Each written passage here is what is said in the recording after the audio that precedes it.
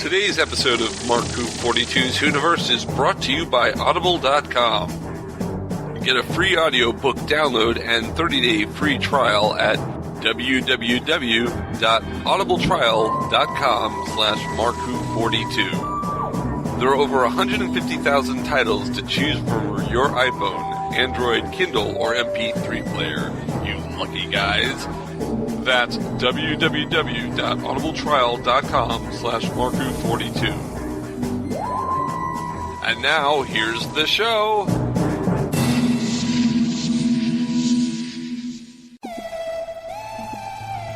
Hi there everybody, it's Sophie Aldred here, also known as Ace from Doctor Who, and Sophie from Strangeness-in-Space, and Lady MacDiarmid from Fox and Monsters, but mainly Ace from Doctor Who. And you are listening to the excellent, quite marvellous Mark Who 42.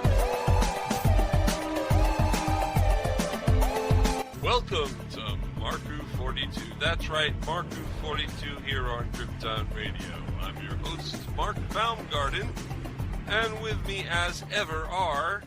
Christian Basil. Woo-hoo. And Diggy Matthews. How's it going? Hey guys, how you doing? It's the last month of the year. It's the last month of the year, but the beginning of everything else. Yeah. Some people are so happy to get to this point in the calendar right now, you don't know how. Oh my God. Well, I mean, the way that I look at it is just, we look forward to December because you're like, man, I'm done with this year. Next year's going to be better. And somewhere around March, April, or May, you're like, what happened to my goal? But in this year, have you guys been paying attention to the football season at all? Football? Okay, you are addressing UK audience. So No. I'm talking about NFL football, folks. And I want to let our American listeners, if they are into football, know about football. There is another podcast out there that's not Doctor Who. Can you believe that there is another podcast other than Mark Who 42? We're not the only podcast in the world. We don't. Oh, okay. I'm sure there's like two. Or three. They're all copycats. Well, no, but this one is not Doctor Who. This one is one is about NFL football. Really? Yeah, the show is called Gridiron Gamble. Ah. Well, that name's actually good. Yeah. And it's run by The Collective. Oh, okay, cool. The Collective is Brett Colson, Donnie Peters, Mo Nuara, and Rich Ryan. And they discuss football and put their money where their mouth is. They basically bet on all their predictions that they talk about on the game. It is a wonderful show if you are into NFL football, and you can find their show at gridirongamble.com. And you know what's really cool about them? What? They love pizza. They love pizza so much, when they are grading themselves on the past week on how well they did on picking the winners, they mark their winnings in pizza. So go to gridirongamble.com and listen to Gridiron Gamble. You can also find them on iTunes. I was listening to their podcast, and surely enough, these guys know what they're talking about, and it was phenomenal because they have different takes on different things, and I mean, these guys are around the block. They know what they're talking about. It is an excellent show. So, gang, if your geekdom is into football, you definitely want to check these guys out. Gridiron Gamble, awesome podcast. If you want to get your geek on about football, these guys can do it. Yeah, the Collective really put their money where their mouth is. And on that note, let's go to...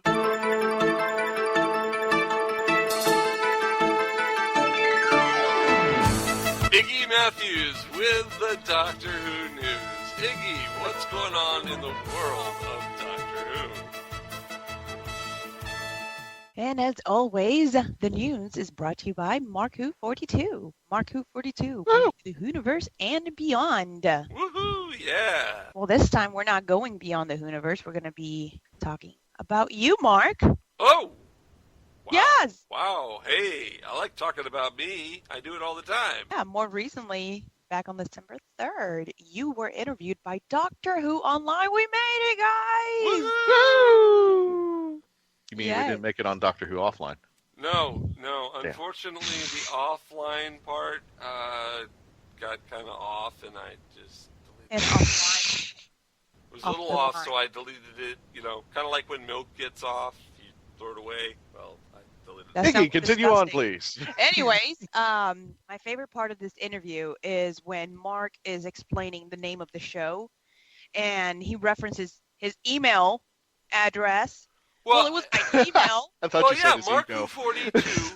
Marku42 actually started as an email address. It used to be Marku1, and then when I re-upped on the internet provider, they wouldn't let me take the same name, so I came up with Marku42. That's my false story, and I'm not sticking to it. Well, I prefer what you originally went with, which is, my name, Doctor Who, and the answer to life, the universe, and everything. Well, that is the correct answer. And that makes sense. But yeah, long story short, we got interviewed as a podcast. By we, it's Mark. And Well, I am Marku42, yeah. So it's worth tooting our horn to. Woohoo! Woohoo! We like making that sound effect on our show. Woohoo! Woohoo! Woo! Yes. Oh gosh. Yes. And if you read on, you can read about how we popped Katie Manning's podcast cherry. Yes, Yeah, indeed. Which, by the way, she's not the only one. So we're building a reputation here. Hey. We have kind of an yes. I wouldn't put it so, bluntly, but okay. Well, Mark242, popping your podcast cherry and beyond. All right. So, yeah, put some pizza in your mouth there. pizza. Okay, so the next item on the news is a new poster image has been released from BBC of Return of Dr. Mysterio, and it actually looks pretty cool. It looks like some superheroes crashing through some glass, and the Doctor looking at it like, oh, crap, you broke the glass. And everybody's looking. You see the reporter lady and the city in the background, and it looks like some purpley superhero that can fly and has a cape. And unfortunately, the only thing that comes to mind when I see this cape reminds me of The Incredibles, where Edna Mode is going on this tangent about why no capes. Nobody has kids. Nobody has kids. Just me. Okay, cool. Watch The Incredibles. I have, but I'm on the age range. Right. Yeah. So she goes on this tangent about no capes. They're dangerous. And I really hope that somehow this superhero gets somehow grasped by his cape. No, get over here. That's why no capes. They grasps. Grasping hands. Yes. So the next item is Tom Baker with Bastion Errata for Big Finish. And that's actually kind of cool when you look at it, because the fourth Doctor joined the lineup for new series of Doctor Who, Classic Doctors, New Monsters. Oh, that's right, Volume 2, which is coming out. Yes. Yeah, Volume 1 was really good, and I can't wait for Volume 2. He will be battling his foes that will one day fight his 10th incarnation.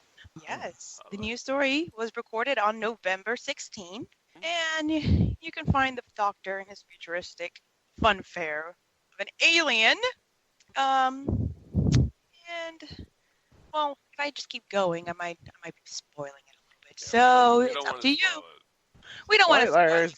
No spoilers. Where did John Barrowman come from just there? Hang on 1 second there. We're going to hang in 1 second there. And while we hang in, let's just say some bad things about Christian behind his back. Oh, right. He's a very entitled classmate. Yeah. And if you would like to see how much of an entitled classmate he is, don't forget to check out our bonus podcast. This week, we came out with our final exam for class in session. Yes, class has ended on BBC 3. It will be coming to BBC 1. It will be coming to BBC America in the future. And the DVD and Blu-rays are coming out in England and all that sort of stuff. But our review of episodes 5 through 8 have already been released. So just check our podcast list on iTunes or any of the other places we have our podcast. And you will find Class in Session, Final Exam. And we will have Christian answer his questions. I don't think Christian's going to pass class, do you? I don't think so. And I hope he does. No, I mean, I hope he does. already. That's just... Yeah. Oh, there you are, Christian. He's back. Okay. No, he totally in a will. public school or something? He totally will.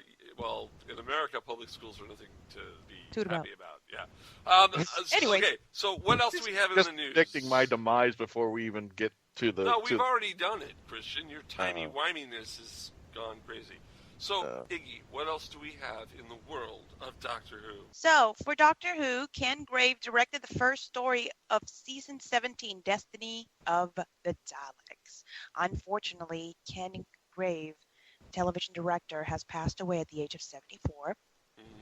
And he was the reintroduction of the Daleks to the series. So, after a gap of 4 years, and the return of Davros, it was the last script written by Dalek creator Terry Nation. Although the story was heavily rewritten. Yeah, it was, wasn't it? Ken Grave was born in Edinburgh in 1942, and his legacy has now ended. So, with that, I'd actually like to pay tribute to these ladies, and you can find this article on markwho42.net. Gone to the Great Library in the Sky. So, we have in the sci-fi community, what's Alice Drummond? Such films as Ghostbusters, Awakening, with the late Robin Williams, another beautiful actor, and Doubt. She has passed away in Bronx, New York, and it's a little bit of a somber mode because these are a great lady, and again, beautiful legacy, wonderful work, great actresses, amazing entertainers, and we are only blessed to have had them. So, with that being said, let's bring it back up a pace. Okay, let's not be so somber about this. I don't like Where our own somberness. mortality. Somberness is sad.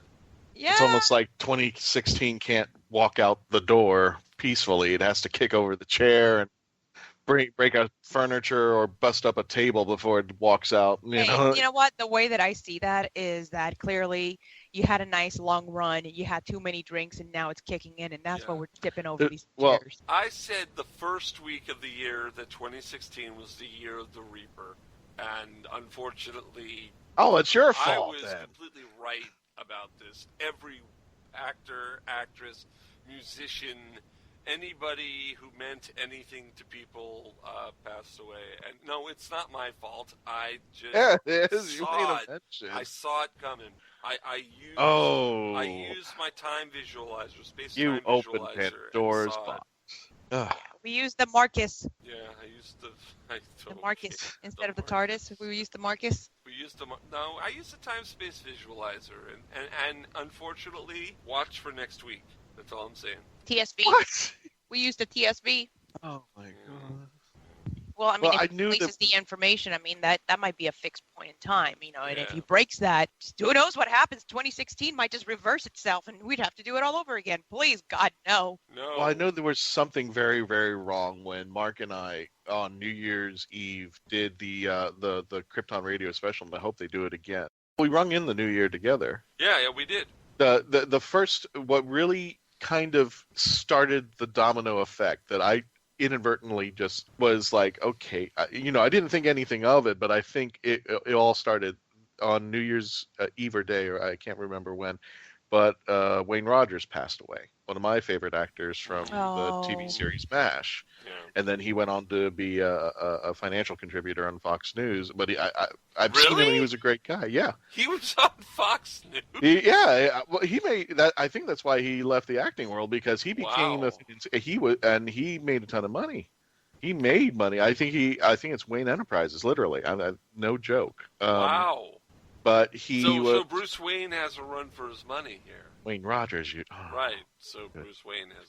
Anyway, no celebrity death has really impacted my life quite as much as Robin Williams did. I was not prepared for that one. I wasn't prepared for Bowie. Somebody's gonna get really mad at me, but it was really difficult for me to be like, oh, passed away, because I was a child, and I remember David Bowie and his enormous codpiece and not understanding what in the world he's doing with that baby. Why is he taking babies, and why does he have all these monsters, and his hair is crazy and I don't like it.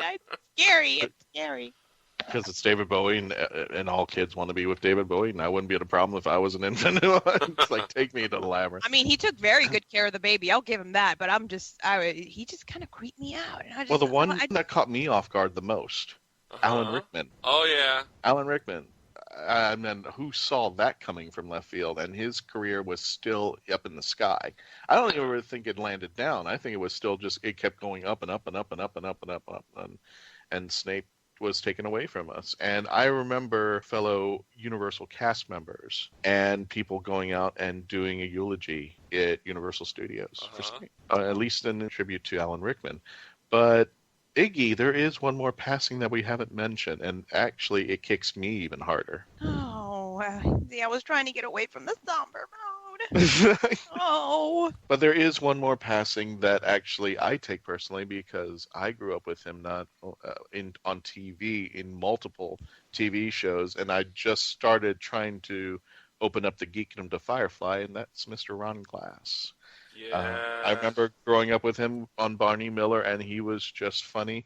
But the one show that I actually appreciated him, nobody really thought would take off, was The New Odd Couple. Oh, yeah, I remember they and did. Everybody kind of criticized Damon Wilson for being Oscar Madison. I said, you know what? If we're going to go this route, these two couldn't be a better fit. I mean, if you're going to reinvent the wheel, we had Klugman, Randall.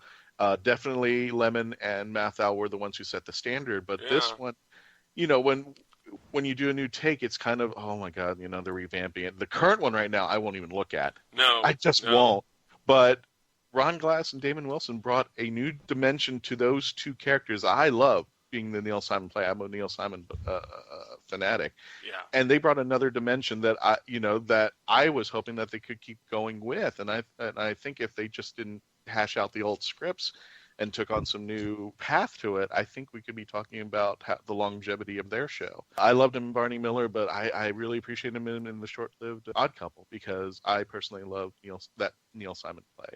Yeah. And speaking of Odd Couple, aren't Mark and Christian celebrating an anniversary now? No? What? What? Oh, no. I'm going to go ahead and narc you guys out to our audience. Oh, yeah. No. Off the record, these two sound like a married couple. No, like this. That's what you tell me all the time. That's what you tell me all the time, Iggy. You guys, this is the relationship you know, all of you listening right now. This is the relationship you want to strive for. Okay, so what anniversary is this? Because I'm exactly. at a loss.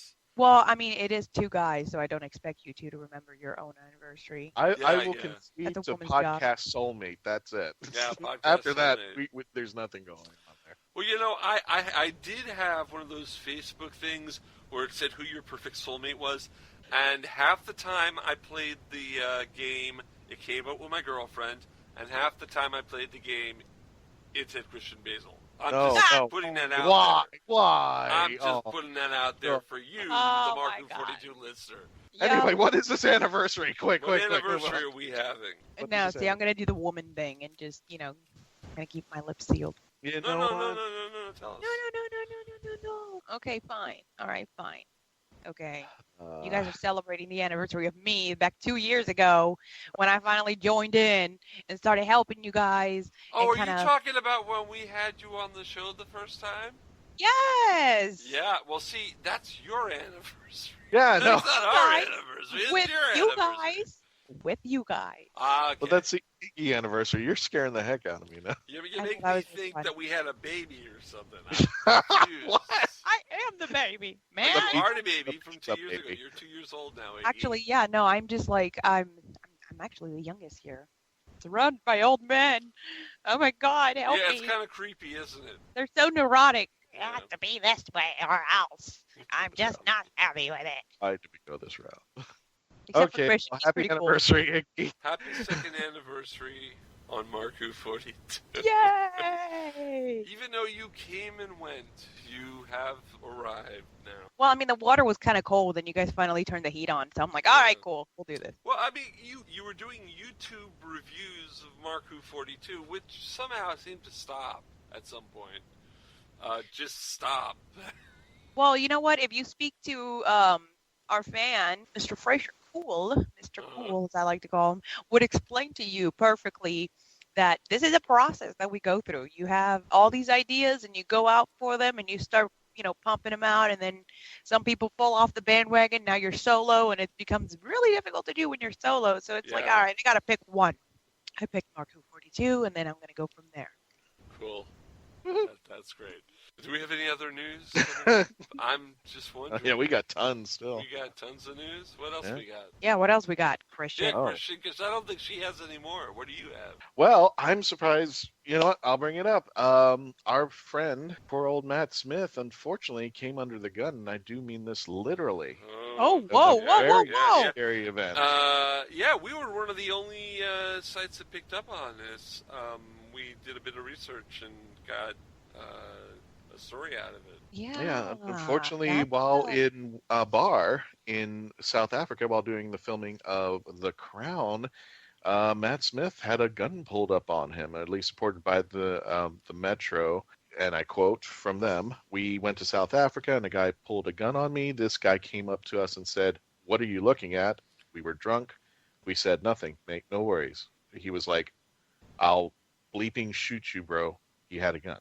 So very, very, very, very, very scary situation for Mr. Matt Smith. But fortunately for all of us and for him, he managed to come out okay. And all of our blessings and love to Matt Smith. Hopefully nothing like this ever happens again to him or anybody else that we know of. And that, you know. Okay, well, the moral of the story is be careful who you drunkenly look at in South Africa. Yeah, that's the moral. Well, I was, when we posted that, we got a lot of responses, and especially from people. He said he was in a part of town that was not good. And people were asking, what was he doing down there in the first place? And I was like, I guess he was, checking. Oh, come on. He was drunk. So. Who pays attention to stuff like that? It's like, oh, let's keep going down there. Somebody said there's a bar somewhere here. And, oh, look, I'm hungry. Let's just keep meandering this way. Exactly. I may or may not have done something like that when I was in Japan. And you just kind of keep going. I have no idea where I'm at. But that store looks interesting. And, oh, look, alcohol. And, oh, look, food. And where are we? Where are we right now? Everybody has swords and they all look very happy at me. Oh, no. Oh, no. Well, you had to watch out for swords. Matt had to watch out for a gun, so it's all relative. Well, I mean, it is rather scary when you have, you walk by a katana store. They hand make these things for you. Yeah. And the guy who's sitting here sharpening the katana for someone else is just kind of glaring at you as you walk by. And I'm like, oh, no, you just pay attention to what you're doing. Don't look at me while you do that. That's scary. Don't do that. Right. Well, we do unfortunately have another passing. And just as Ron Glass was me for the American TV version, this gentleman definitely represents my childhood in the BBC growing up version.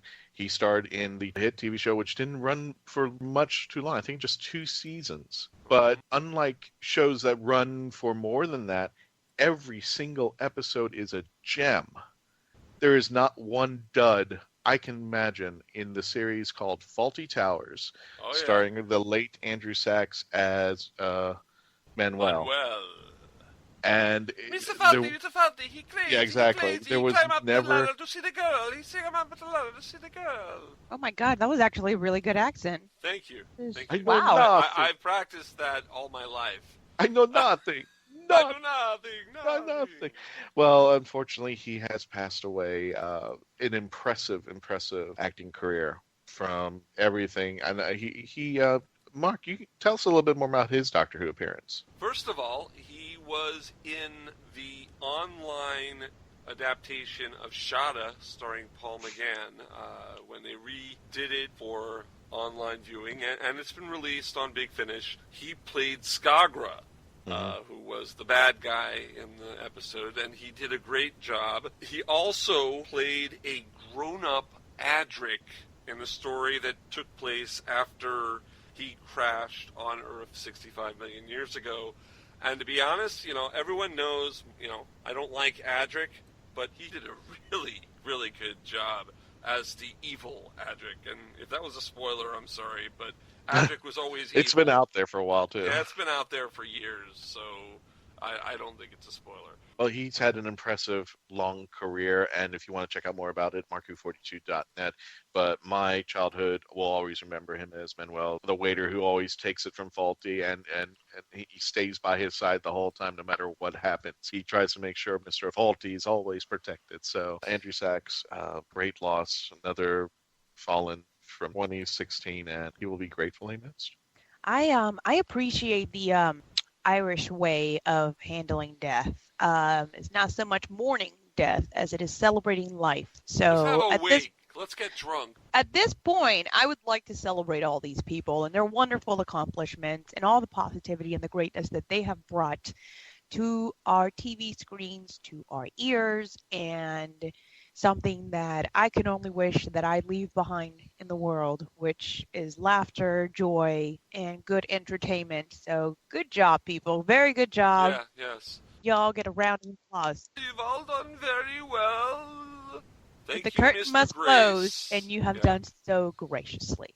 All right. Well, I think And- that's all. Oh, do we have any more news? Oh yeah, we do. Oh, we have Oh, more. my goodness.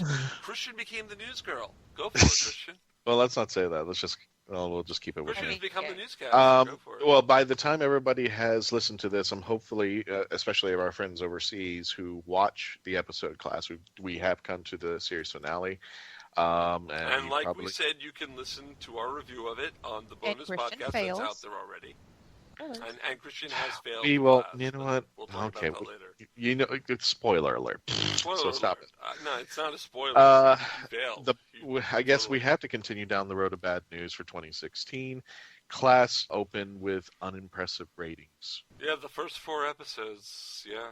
And I will be going, if you haven't listened to it, or if you have, you probably know why I mentioned it, but I won't say it here as much because I've already expressed it a lot in the review that we did, but I can say why. I'm hoping it doesn't get canceled. I'm hoping that it's supposed to go to BBC One, right? To get it. They will be showing it on BBC One weekly, and they will be showing it on other, like BBC America. And it's eventually going to come here on BBC America in April, and I'm hoping that will give it the life force that it needs to continue on. Yeah. I'm hoping that it does, but I think the biggest deciding factor when it comes to the ratings is more so the target demographic. Now, if you look at the target demographic for BBC, you have more, well, no pun intended, but it's more of a classy taste and more adventure and stuff. And this seems like a lot of teen angst, and it seems like the demographic is more so for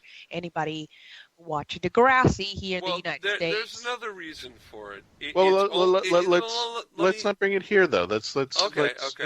They'll have heard this if they listen to the bonus, but I do want to say that Class was on BBC Three, and BBC Three used to be a television channel that now is only online. So the only way you can watch Class is online on the iPlayer, unless you're in a country that showed it already on their TV.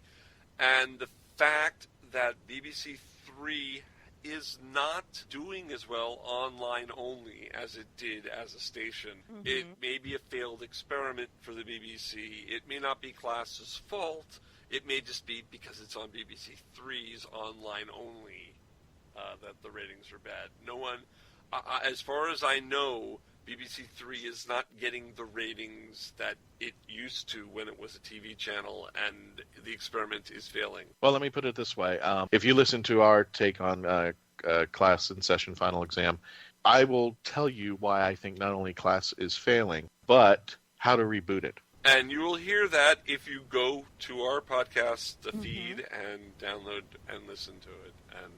And should we do it right now? Don't do it now because we've got a very special guest coming up, so don't do it now. Anything else, Christian? No, that's it. All right, so now we are going to go to a little break, and when we're back from our break, we are going to bring back one of our favorite guests, or at least my girlfriend at one time, and the restraining order was dropped, so I was allowed to talk to her again. We have Sophie Aldred back on the show. Oh, I thought you were talking about the pagan girl. No. Sophie Aldred is back on our show. She played Ace on Doctor Who. She plays Trifu Tom on the UK version of the cartoon. And she is an all-around great person, and she's here to publicize cops and monsters. Is that correct? Absolutely.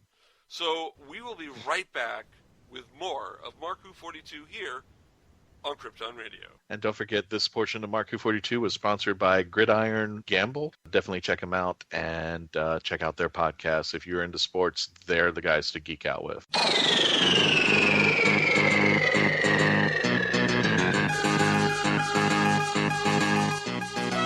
Doctor Who began its long history back in 1963 and continues to this day. With the worldwide popularity of the show, can you believe that there was a long period of time when the show was absent from the airwaves? We call that the wilderness year. All was not lost, though, during those 16 years. Virgin Publishing and then BBC Books had several original Doctor Who novel lines featuring all the past Doctors and companions. These books are all out of print now, but where can you get them? At Mark Who 42 Books on Amazon. If you love to read and love Doctor Who, these books are cool. If you're a diehard Whovian needing to fill in gaps of your collection, fantastic! We also have annuals and reference manuals. All books are in new and like-new condition. If you're interested, go to amazon.com/shops/markwho42 and see for yourself. That's amazon.com/shops/markwho42. The voice of Christian Basil, take one. Hi, I'm Christian Basil, and I would like to provide my voice for all your voiceover needs, such as... Okay, like an announcer. Like a what? Like an announcer. For all your voiceover needs, such as animation, radio, announcements, introductions... Now an old man. I can even record voicemail for all the Meshuggahs that call you. A pirate. Arr, and it won't cost you a lot of treasure for me services. Arr. Creepy movie voice. Just call 407-761-2679. 407-761-2679. Or email voiceofchristianbasil@yahoo.com. Well, how was that? That's a wrap. Hi folks, this is Christian Basil, Mark Who 42, and if you've been lucky enough to catch us at conventions and wondered how you could hire us to come to your convention or special event, simply go to Heroes on Hand, click the podcast icon, and click the icon for Mark Who 42. On our page on Heroes on Hand, you can actually click the button that says click here to book Mark Who 42 for your next event, and that's all you have to do. Once again, if you want to hire us for your next event, simply go to heroesonhand.com, click on podcast, click on our icon, and click the green button to book us for your next event. You're going to love us. We'll see you there. Hi, this is Louise Jameson. You're listening to Mark Who 42. Welcome back to Mark Who 42. That's right, Mark Who 42 here on Gripton Radio. I'm, of course, your host, Mark Baumgarten, and with me is Christian Basil. And Christian, Yes, we're sir. very excited because we have a returning guest. It's like when my date comes back, I'm happy to see them for the second day. You're Oh, Oh, that's funny. It's Sophie Aldred. Sophie. Hey! Your date for the next however minutes. Yeah. Okay. Well, I'll make you know, it as being my girlfriend when I was growing up, it's nice to go on a date with you again. Oh, bless your heart. Okay. That's so sweet. For those of you who, and I don't know who you are if you're listening to our show, who don't know who Sophie Aldred is, she played Ace on the classic series Doctor Who. And, Yay! and you do Big Finish too, Sophie. I do. Yeah. I do lots of Big Finish. I think I was one of the people who started off Big Finish, actually. I think I saw Nick Briggs over the weekend in Long Island. We were doing a nice little convention there called Long Island Who. And Nick and I were doing a panel together. And we were kind of just reliving the old days of Big Finish where, the sort of funny studios we used to record in. And I think one of the very first ones called The Fearmonger. Oh, I remember Fearmonger. Yeah. Do you remember The Fearmonger? Yeah, with Jacqueline Pierce and my husband, Vince Henderson, playing the DJ. Oh, that's right. That's right. Yeah, so that was one of the first ones. Yeah. And speaking of Big Finish and working on original Who as well, they have released, and it was just only a few months ago, and you were working with Bonnie Langford again, because they brought Mel back somehow to the trio. I mean, it became a trio again, like Dragonfire. Yeah, it was great. How'd you like working with Bonnie Langford again? With Bonnie, well, it was just lovely. I mean, we have seen each other over the years. We've seen each other at conventions and so on. but it was just lovely to get back that kind of working relationship, and also to get into the relationship between Mel and Ace again. I'd actually forgotten what their relationship was like. I'd even forgotten the fact that Ace calls her Donut, which is just so funny, because of course it was one of those nicknames of Ace's, like Professor, which is kind of guaranteed to irritate, but kind of very affectionate as well. Because Donut, a completely unsuitable name for Bonnie Langford, who's the tiniest person in the world. Right. So, it was just one of those kind of... I remember when I was growing up, I don't know whether anyone had this, but I couldn't understand it because I was about sort of 4 or 5, I think, and I had dead straight hair, really, really straight hair. Right. And yet every time we went into the greengrocers, the guy there used to say, "Hello, Curly. How are you, Curly?" And I thought, what? My hair is completely straight. And of course, it's that similar sense of humour, this sort of giving a nickname to something that you really are not. Have you gotten a chance to see Bonnie on EastEnders? Because she's doing amazing work there now. Yeah, I'm just so delighted for her, because the thing is, she's fast becoming a national treasure, and deservedly so. It's Because really great. She got kind of a bum rap on Doctor Who. There were a lot of people who weren't fans because they thought, they're bringing in someone who's from musical theater and singing, and it's going to ruin Doctor Who. And she didn't ruin Doctor Who. I liked the character of Mel. Yeah, the character of Mel was great. But now she's on EastEnders, and she's getting a fan base of a whole nother sort. And yes, they like her. It's good. It is fantastic. Yeah. Speaking of Big Finish, I actually recently got a chance to listen to Gallifrey Intervention Earth. And what was it like working with now a different Romana and working with... I have a terrible confession to make, that my bits are done separately.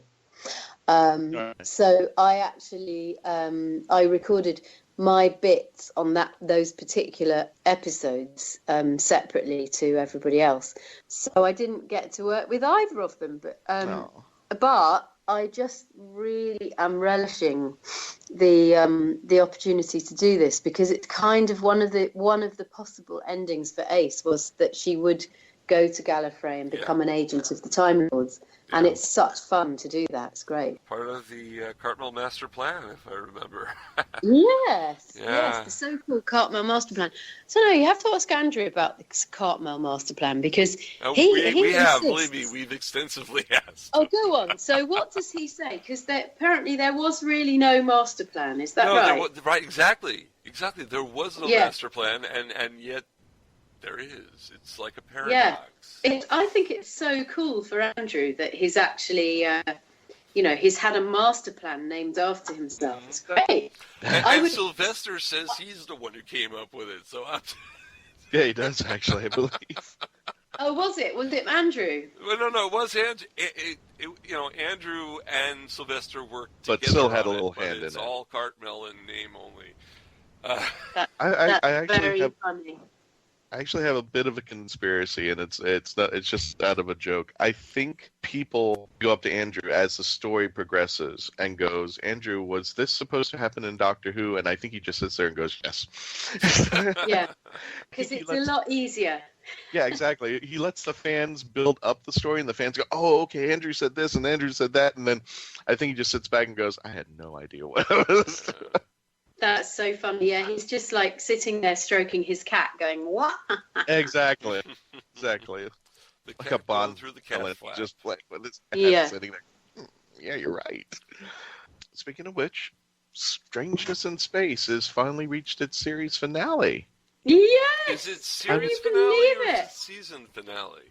It's series over there. No, I don't mean that, but I mean, is it going to continue from here on in, or is this it? Well, we don't know. That's kind of, sort of up to... I think what we're going to do is we're going to do these final 2 episodes. One, hopefully the crowdfunding will come through. Oh, it will. And, it will. We'll push. We'll push. Oh, Mark-42. thank you so much.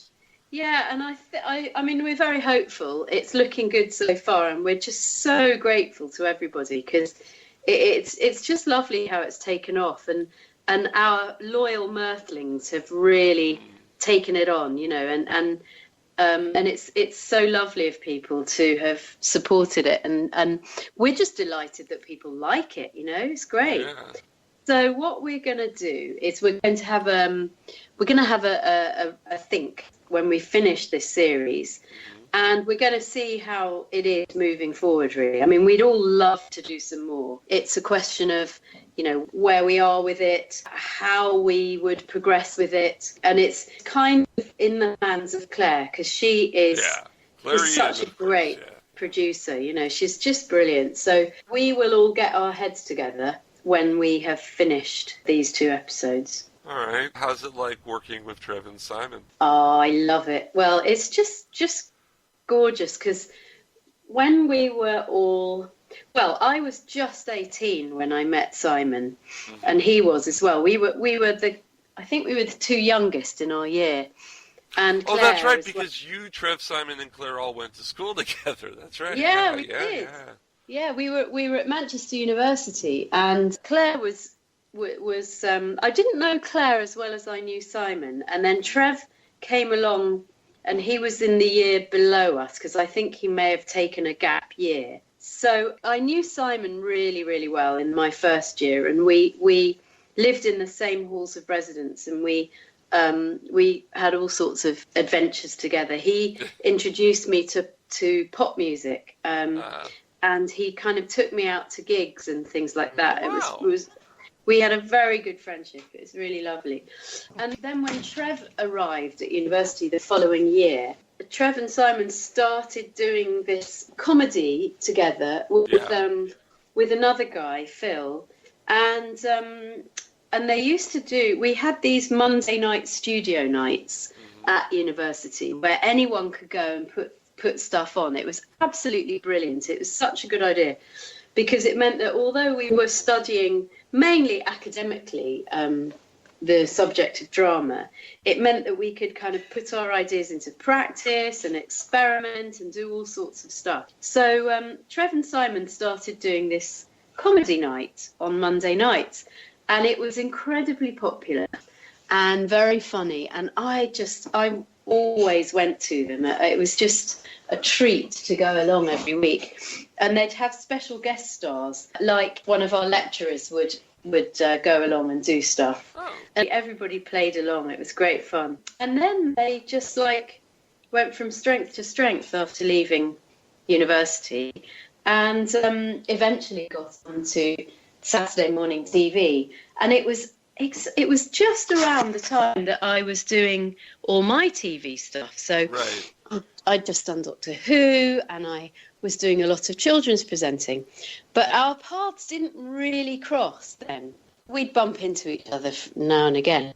So actually for me, to do something with them, it's like coming home, really. It's I've always adored their brand of humour, sort of slightly surreal. Some of it doesn't really make that much sense, but you just love it Swing anyway. your pants. Exactly, yeah. So I love swinging my pants with them. It's fun. We've all done it. Should we explain this to the gang before they get the wrong idea? No, I'm going to let them have the wrong idea. They can listen to the interview with Trev and Simon on a previous episode. Well, never mind there. Yeah, exactly. No. Sophie, if you could describe strangeness in space in 30 words or less, what would you say?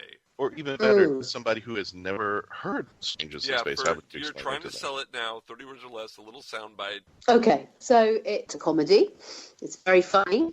And it's an audio space adventure. It's a feast for the ears. And it concerns myself. I play a character called Sophie, who's the manager of a gift shop with a difference. It's in a space centre. sort of NASA-type space center. And Trevor and Simon play 1980s pop synth duo Pink Custard, and they play a really bad song every an original bad song every episode, which is annoyingly catchy. And, the Shoes song. Oh, Shoe Storm. God. Yeah, I defy you not to get Shoe Storm on the brain. No, it hasn't come out in the last year and a half, right? Yeah, exactly. Or however long I've listened to it. And I remember we were at Time Lord Fest. And I had the only copy of the episode of Strangeness in Space. Nobody in the building knew what it was. So do you remember that? Yeah, that was very nice of you to go to all that trouble, yeah. And it was just an awesome sight to watch Sophie dance on stage while Shoe Storm was playing in the background. That was well worth admission. It was great, yeah. So, Sophie, where can people go to help fund? Yeah, well, what we did, we crowdfunded the first 2 episodes, and then we came out with some really great merchandise, T-shirts and bags and beanies and badges and all sorts of other perks, like you can be a producer on the show, you can sponsor a space puppy, all sorts of stuff. So where you should go is our website, which is www.strangeness-in-space.com. And if you just go simply Google for that, or whatever you do, go on the website, and then it'll tell you exactly. You go to our crowdfunding page and it'll tell you all about it. Okay, well, we've done our share of helping out on this, and hopefully you at home you have. Well, hopefully you at home will listen to it. It's available on iTunes. It's available at their site. Listen to an episode, and if you like what you hear, buy some merchandise and help them create the rest of the series. Yeah, that's the thing. They're going to like what they hear. And if you go to strangeness-in-space.com, you can download the episodes for free and listen to them at your leisure, at work, in the drive to work or drive somewhere. Yeah. You can listen to any of these episodes and stay tuned, because I guess we won't spoil it, because some of our audience may have not heard of it yet as of yet. And God knows we've only talked about it for 5 or 6 episodes. But for those of you who are just joining us and haven't heard of it, download the episodes, and there is a special cliffhanger that you want to listen to at the end of, I believe it's episode 4.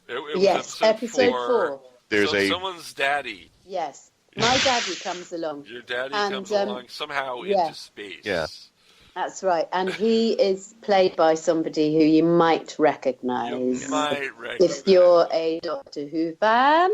Yeah. And we want to make episodes 5 and 6 because we want this person back in the show, and we want to find out what happens. I want to find out what happens. I have no idea at this stage. Trev and Simon may have some ideas, but they certainly haven't told me. So I'm waiting with bated breath to find out what happens. Do we get back to Earth, for example? Well, if you get back to Earth, it ends the story. I just had this when I first heard the part at the very end. I was having this revelation, going like, "That explains everything. That explains everything to me now." In fact, I can't look at I can't look at Doctor Who the same way anymore. Oh, fantastic! Yeah. Yeah. All right. Exactly. So, never mind. Sophie, are you still enjoying Tree Food Town? I am. I'm loving it. Sadly, we've come to the end of Series 5, and I don't think there's going to be any more. But, of course, it's shown all the time. And the Series 5, I got to play a couple of new characters. Oh. One called Shadow, and there's another who I absolutely love, who is Rickety the Spider's granddaughter, called Raquette. And I don't know if you know, but when you kind of creating a new character, right, you go through the people who are sitting there behind the glass. They sort of say, "Oh well, we're not quite sure what she should sound like," but she, in particular, she had to be northern because Rickety was northern. And then I spotted that in the little drawing that I had of her, she was wearing a scarf and a little bobble hat, and the end of her nose was a little bit red. So I thought, I know, she's probably got one of these kids that you see that's got a sort of perpetual slight cold and a bit adenoidal. So I did her voice like that, and she talks with a slight blocked up nose all the time. Oh. she talks a bit like this, and she's very excited and she's game for anything, is Raquette. So sounds like Wurzel Gummage's daughter. You sound a little like Wurzel there. That's a good voice. I like that. I love that, actually. But she's very sweet, and I love doing her as well. I like doing lots of voices, actually. It's great being Tom, of course, because he's the kind of hero, but it's lovely to be able to do other voices too. Yeah. And unfortunately for those in America, they change your voice out with an American. Yes, they do. It's David-Tennant such a gets shame. to keep his voice, but David-Tennant gets to keep his voice. Yeah, it's very annoying. That's very annoying. Yeah, it's like oh no. It's like why should you be able to understand Scottish and not understand an English accent? I don't know. You know, I don't know. I actually, do you know, I think it actually is something to do with equity, which is fair enough. And I think the thing is, because we sometimes get to dub American animations in exchange, something like that. So that's fair enough. I'm all for giving American actors work. Well, that's very gracious of you. Well, speaking of more work, you have a new project coming up called Cops and Monsters, and there is a video actually now on mark-42.net with parts of your interview. Can you tell us a little bit about this new project? Oh, yes. Well, Cops and Monsters is something I was asked to do a while back. And it's a web series made by a really great group of people up in Scotland. They're very, very talented young filmmakers. So I'm always keen to support new people and also people who are enterprising. And this is another Kickstarter, actually. And they've done really, really well. There's some beautiful performances, particularly by the lead character, Maya, I think, and some really great performances. So I was quite keen to have a go. And then for one reason or another, I couldn't do the first lot of filming dates that they wanted me to. So I had to really apologise. And somebody else played that part. But then it turned out even better for me because Fraser, the director and producer, got back to me and he said, actually, what we'd really like you to do is play a 1,124-year-old vampire queen, Lady Audrey. And in fact, I thought of the name Audrey because it was going to be something different, and I didn't think that sounded as good. And then they suggested Audrey, and I thought, oh, that's great because that's Ace's mum's name. So yes, there's always a connection somewhere, you see. And Ace's mother was with the herbivores, which were kind of vampires, so it all fits together. That's right. It all fits in. What a small universe. And I think her surname, is pronounced MacDiarmid, but some Scottish person needs to tell me the correct pronunciation, really. Anyway, I had this wonderful time filming up in Glasgow for the day. I got to bite somebody's neck, which is great. I got to do some stunts, and I got to use my very posh lady, sort of ennobled voice. But you I always have an ennobled voice, well, it's even posher than that. So I think it's going to. I don't know. I haven't seen the finished product. But I'm really looking forward to seeing it.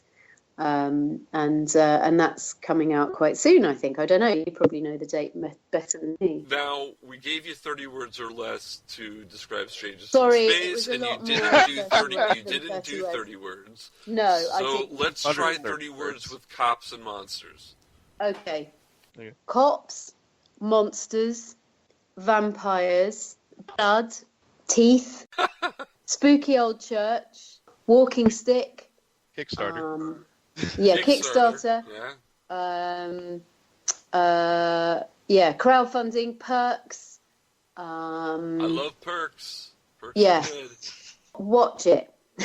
Okay, you know what? That is under 30 minutes. So that wins. You win on that one.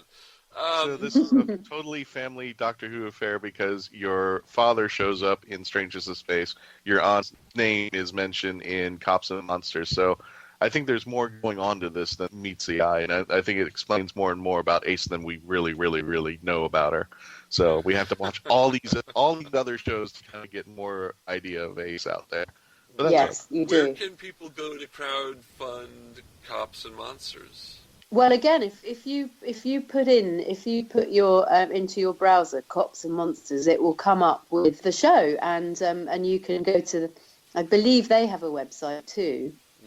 But you can they're also on Twitter and on Facebook as well. I think you can go to copsandmonsters.co.uk. That'll take you to the main site, and the Kickstarter, I believe, is somewhere that you can click on there and get it going there.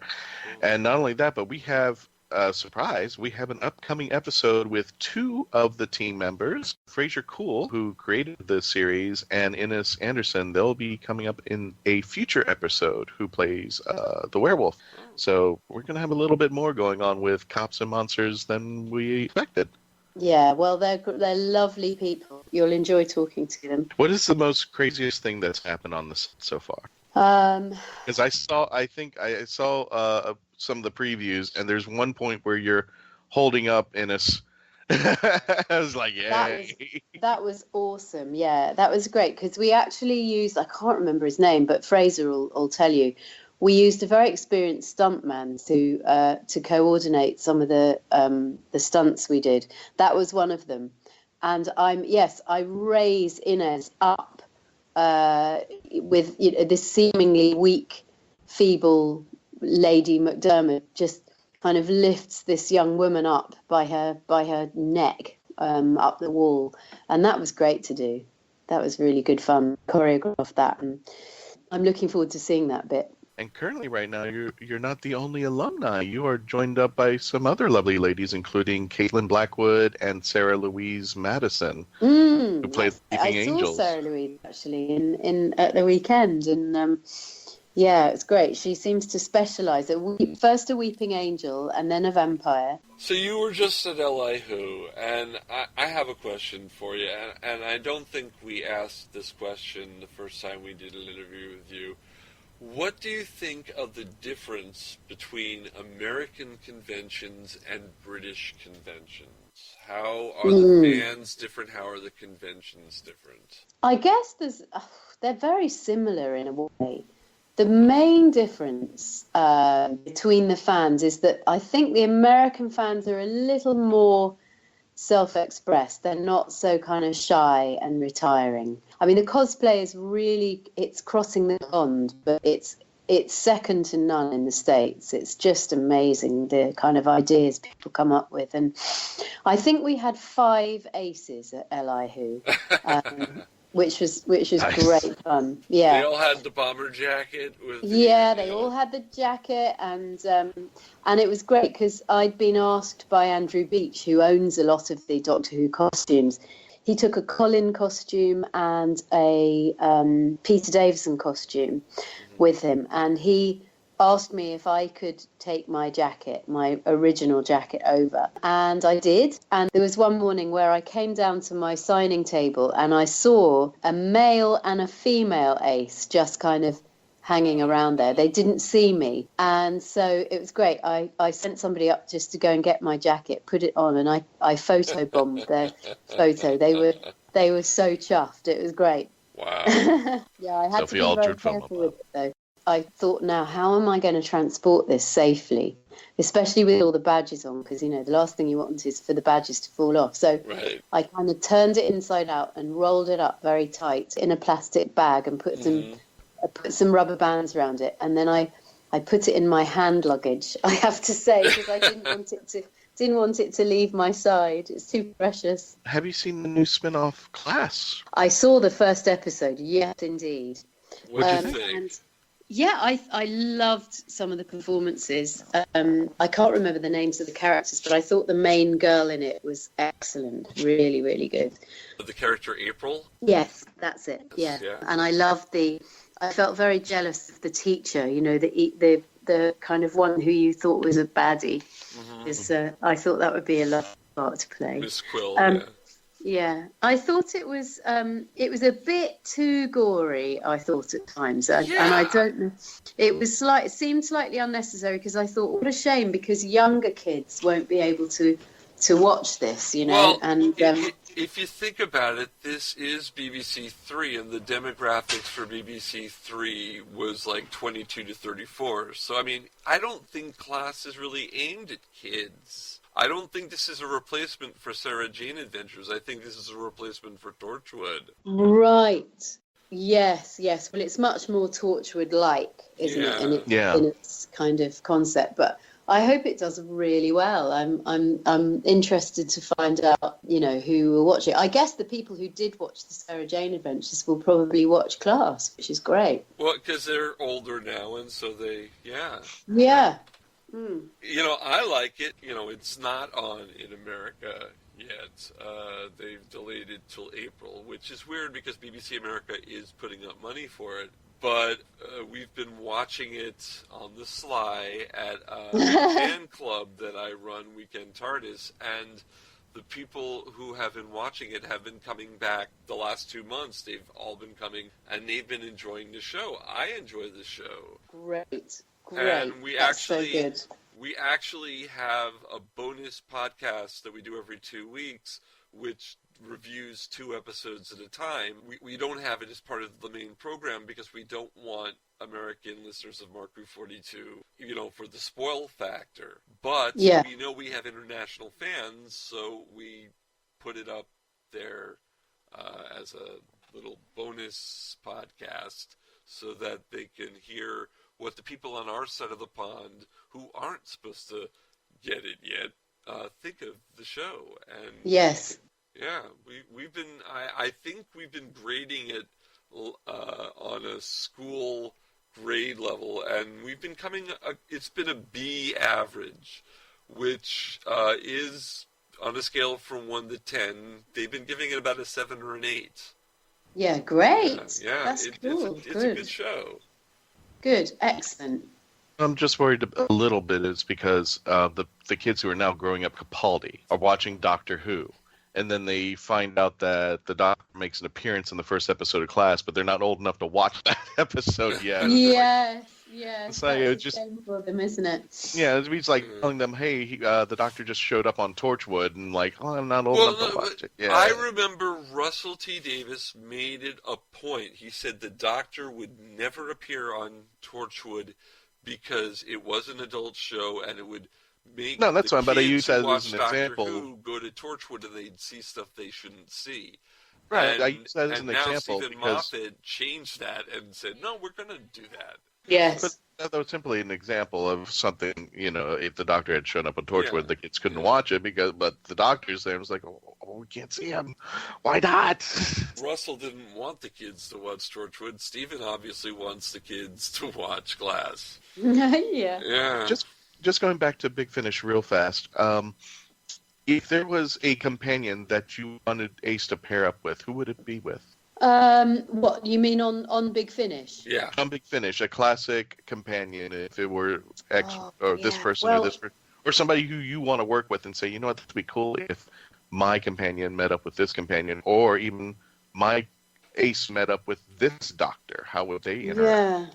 Yeah.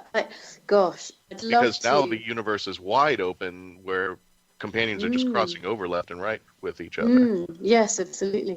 I don't think I'd mind any of them, actually, any Doctor or companion, but I think it would be hilarious if Ace met Captain Jack and River Song. Can you imagine? Oh, God. Captain Jack and River Song. The sparks would fly, wouldn't they? That would be quite something. It would be a pretty explosive episode, I think. I'd be jealous of Captain Jack. Yeah. That crush is still there, Sophie. I think. Oh, bless you. I think Ace would probably be a bit jealous of River Song. Yeah. We got a little sampling from Dimensions in Time. I would love it to explore more that you and 6, Colin's doctor, somehow ended up together, and how you two, because I saw you didn't get to see, but you saw that they were kind of working together. Yes. For a split second, but I would love to see them in an argument, and, she was more, I don't want to say domineering to the 7th Doctor, but she kind of put him in his place every now and then. Oh, yeah. And I would love to see that on 6, because 6 seems to be the more aggressive and arrogant and just really throws it out there. And somehow you guys get mixed matched and have to deal with each other. That would be fun. You just gave me an idea. If Sophie was the companion when Davison regenerates into Colin, and Colin's doctor did what he did to Nicola and started strangling her in the show, I'm imagining what Ace would do back. You typically got a baseball bat like Negan from The Walking Dead and start swinging. The doctor would be really sorry he did that. I think he'd be in trouble, basically. Yeah. I don't think Ace would like the 6th Doctor. I think she would put him in his place, as you said. Yeah. I think I should write some fan fiction now. I got an idea for a story. Yeah. I got an idea for a story in an alternate universe. Okay. Do it. I've kind of made this. I don't know if I sent it to you. You've seen it, but for the site that I also run, The Legend of the Traveling TARDIS, as a joke, I kind of created a meme. Have you seen The Walking Dead, or know about that, or know about the character? I know of it. Yes. You know of it. Are you familiar with the character Negan and his bat Isabella? No. Okay. He apparently, in the series premiere, he has a baseball bat, and it's wrapped in barbed wire. And what scared a lot of people, the fans, is that at the end of the season finale, and they showed in the season premiere, he kills off one of the lead characters. And for months, they were waiting to find out who this character was, and it turns out he killed off 2 characters. Oh, my word. And which is departing from the comic where he only killed the one. Right. But I created a meme as a joke, and I hope you don't mind. I'll send it to you if you'd like. I actually have Ace with her baseball bat and Negan with his, and Ace is just taunting him.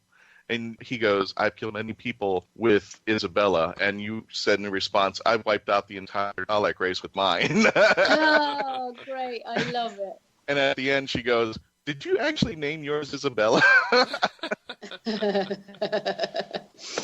Oh, I really like that. That's great. Let's see if I can find it and send it to you. Yeah, thank you. I'd love that. So besides Cops and Monsters, what do you got coming up that people will be on the lookout for?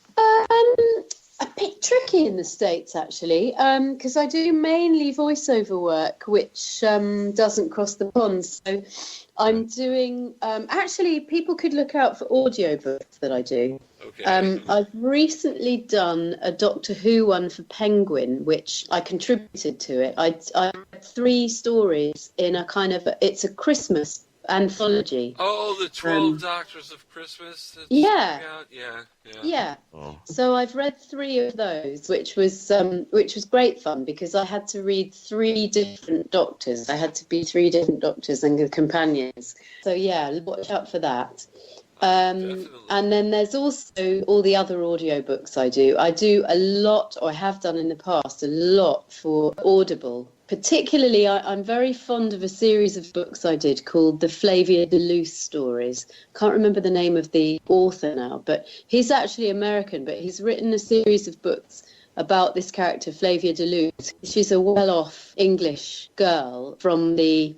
It's not contemporary either, but she solves mysteries in a really fantastic way. She's a chemist, or she's an expert. She's taught herself chemistry. Right. So again, another parallel with Ace. And they're very intriguing and very wonderful books. So if you look up the Flavia de Luce series of stories, I think you will enjoy those. And these are on Audible. They're on Audible, yeah. Okay, now I hate to do this in the middle of an interview, but I'm going to give a little self-plug. No, not a self-plug, but there's a way, if you're not a member of Audible and you want to download Sophie's audiobooks, you can go to audibletrial.com patreon.com/marku42 and sign up. You will get a free download with it, and you can use that download to download Sophie's story. How about that? That's amazing. Yeah. Wow. Good for you. That's fantastic. I might do it myself. Oh, yeah, definitely. No, Audible's a great system. I love Audible. They have a lot of Doctor Who stuff and Big Finish. You can download a lot of the Big Finish audios through Audible. Do you have any conventions coming up, or making possibly any appearances in Florida, or just, Mark and I just want to know when you're going to hang out in Florida. You don't even have to. Funnily enough, I do. I'm just looking through my diary now for the exact date. Is it a 500-year diary? But it is a paper diary. I love writing stuff down and crossing it off. It makes me feel I've really achieved something. Okay. So yeah, I have a moleskin diary which I absolutely love. So yeah, I am in Pensacola on February the 17th, 18th and 19th. That's great. Yeah, the convention is at the 17th, 18th and 19th of February in Pensacola. Pensacon it's called. Wait a minute. The 17th, 18th, and 19th of February? No, March, sorry. Oh, March. No, sorry. Oh, no, because February. I'm going to New Orleans. I'm going to New Orleans on the weekend in February, and that's only about 5 hours away. Oh, there you go. So it is February. I got confused because I'm also doing one in Tennessee on the 17th, 18th and 19th of March. So yes, 17th, 18th, 19th of Feb, I'm doing Pensacon. Wibbly wobbly, timey wimey. Yeah, and it's Location. it's a Saturday and a Sunday. Enough Same about day. that. When are you coming to Orlando? That's the important. When are you coming to South Florida? That's Well, important. get someone to invite me then. You're invited. Let's go. We'll talk to some people. We know some people. We'll get our people with your people, and we'll do that. Do that. Because this is an international podcast, any conventions out of America that you're doing in the near future? When you hear this, I will have just done Bristol and Reading. Oh. But after that, I think that's probably about it for the year. Anything in 2017? Yeah, lots in 2017. I'm I'm in Burton-on-Trent in February, 26th of February. In April, I am in Scarborough on the 8th. April the 29th in Edgbaston, Birmingham, or part of Birmingham. May the 21st, 22nd, I'm in Scotland somewhere, I think. Oh, wow. Then I'm doing an Strangeness in Space. June the 3rd and the 4th, I'll be in Swindon. And then September the 2nd, I'll be at Sci-Fi Wales. Oh, okay, cool. So, yeah, and that's just for starters, so there's probably lots more added as well. I'm sure there will be. You're a hot commodity, Sophie. I know, I'm delighted to do all these conventions. It's great I do get around a bit. That's for sure. So everybody, the upcoming project for Sophie Aldred is copsandmonsters.co.uk. Episodes will be coming out there. So keep an eye out. Again, it's copsandmonsters.co.uk for the upcoming episode. Probably might have premiered by now when this releases. So keep an eye on that for Sophie and all the previous Doctor Who alumni to be on the series. And also, please crowdfund and help strangeness-in-space.com. strangeness-in-space.com. It is a wonderful series. It is a wonderful episode. And plus, we need to know what happens at the series finale. I want to know about the daddy. So I want to know about the daddy issues. Exactly. And Mark 42 is a proud sponsor for both Cops and Monsters and Strangeness in Space. Yeah. So we'll continue to support as it continues to move on. Yeah. Well, thank you for that. Sophie, it's been a pleasure waking up at 6 a.m. our time to talk to you. It has. And now I'm fully awake and ready for my day job. So this is good. Great. Sophie, I would wake up at 2 and 3 in the morning for you. Bless you. Me too. I just need coffee to help me get back up. Well, enjoy your caffeine. I didn't need coffee. I got a high from talking. Oh. Sophie. That was great. Sophie Aldred, better than caffeine. That's right. Your new Starbucks is here. Sophie, thank you so much for coming back to Mark Who 42. We look forward to having you back again sometime in the near future. Anytime, guys. To Thank talk you so about much. upcoming things that you're doing. Absolutely. Well, thank you so much for all your support for these projects I'm doing as well. Sophie, I just love having her on the show. Easy. Down, boy. If you don't cut it out, you're going to get the restraining order. I just noticed that the restraining order has been put back on. So, Good job. Good job. This is why we don't have nice things. No, it's why we have nice things that I have powers to make the restraining order drop. No, we have nice things. You do not. Thanks a lot. You're welcome. I'm here to dose you with reality. Christian, do we have any conventions coming up?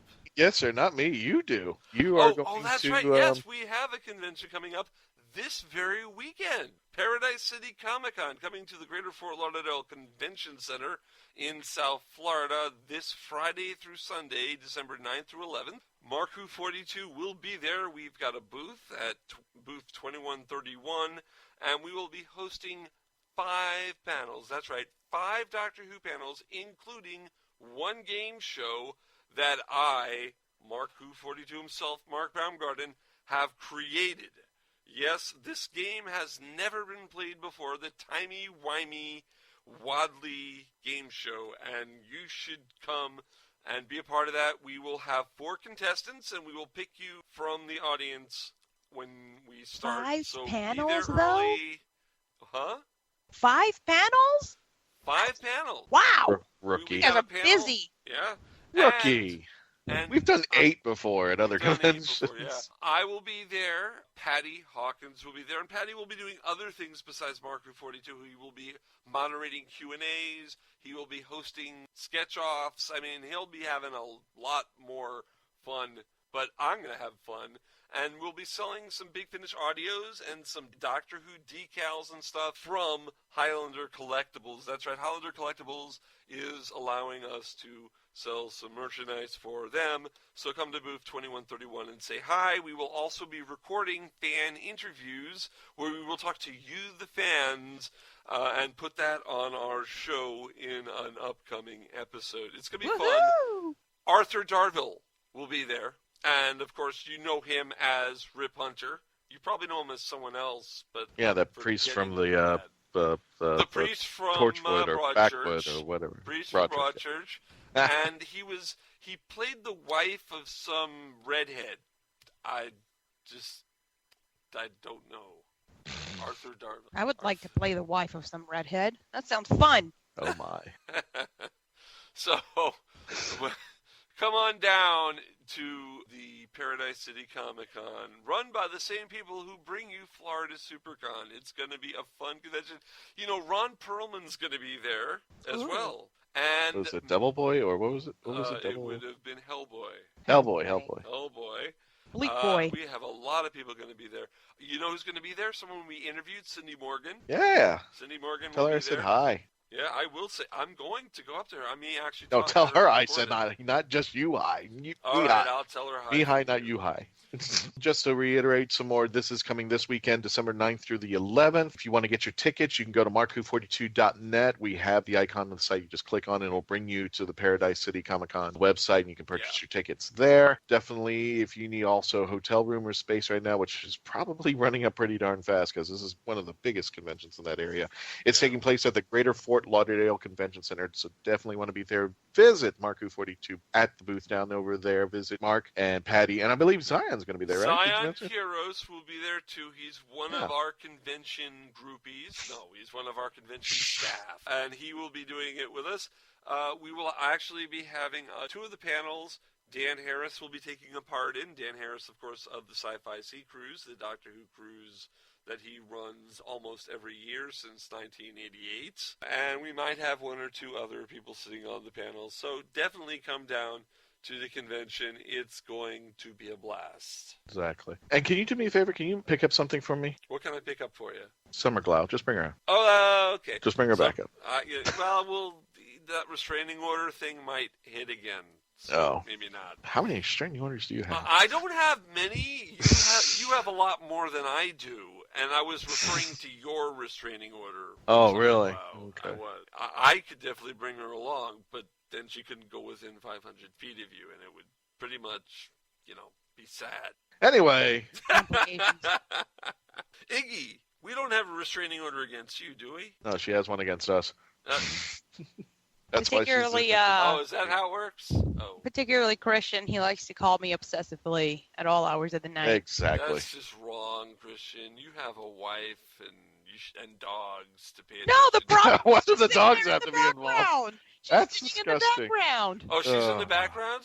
She's like, ask her about this, darling. I'm like, okay, so I can't even go to her to help me out. Oh my gosh. Well, anyway. On that note, I think we're going to end this wonderful episode of Mark Who 42 on Crouton Radio. So we want to thank Sophie Aldred once again. I'm Mark Baumgarten, Iggy Matthews, Christian Basil. We're all here. Patty's on assignment. He'll be back. He's actually having fun at Spooky Empire while we do this. Spooky Empire, I wonder if he got to meet Weird Al Yankovic. Oh my God, Weird Al? Weird Al was the Spooky Empire. Yeah. Nice. Yeah, I should have been there, but I'm here with you doing the show, and I love it. It's special. It's a special show. So, do we have any final words from the Peanut and or Cashew Gallery? Don't forget to see Maria Saber, who is also best known as Gothic Sushi. She's our friend down there, and she will be at Paradise City down there. So definitely, Gothic Sushi tastes best when you have chopsticks. And stop right there. And in the cashew corner, because cashews are so much better than peanuts. They are, aren't they? They're saltier and they're nice, and the texture. It's just the consistency. Right, the texture, yeah. Yeah, it's very good. So, again, I would have to say that Class in Session is one of our more, I guess, less professional, but yet just as professional, more fun podcast. Well, I would really love for you guys to attend and check it out, a little hijinks that goes on there. Yeah, the cool thing about Class in Session is when we do the normal show, I edit the show and I make it a tight run show that, you can enjoy and cut it down and stuff. But with Class in Session, we basically are live. We don't do the edit. We let you have it raw. We have to use a bleeping sound every once in a while because it does get raw. It's not explicit, but maybe it is. No, it's good. But, Class really isn't a show for children. Class in Session really isn't for children either. Yes, we match the age range. The personality of the television show. Absolutely. So until next time. So long from all of us here at Mark Who 42. Keep it real. Alone. That hurt. That really hurt. Probably did. Bye, everyone. Bye. Mark Who 42 was written and presented by Mark Baumgarten, Christian Basil, Iggy Matthews, and Patty Hawkins.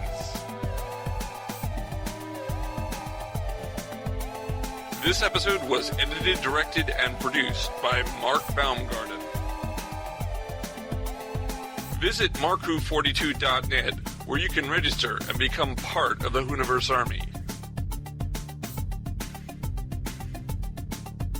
We can be contacted by email at mark@markwho42, subject line, ?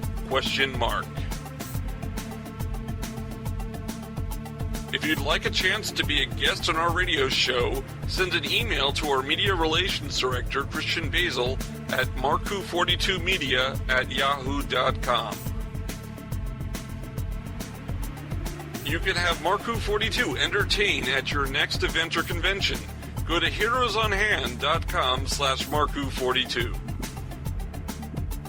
Space Coast Comics is a free monthly magazine found in over 120 locations currently throughout Brevard County, parts of Osceola, Volusia, and Indian River County in Florida, and soon to be available in Chicago. Follow them on Facebook to learn more. Doctor Who and its properties are owned by the BBC, the British Broadcasting Corporation. This show is owned and copyrighted by Mark Baumgarten 2016. This is Krypton Radio.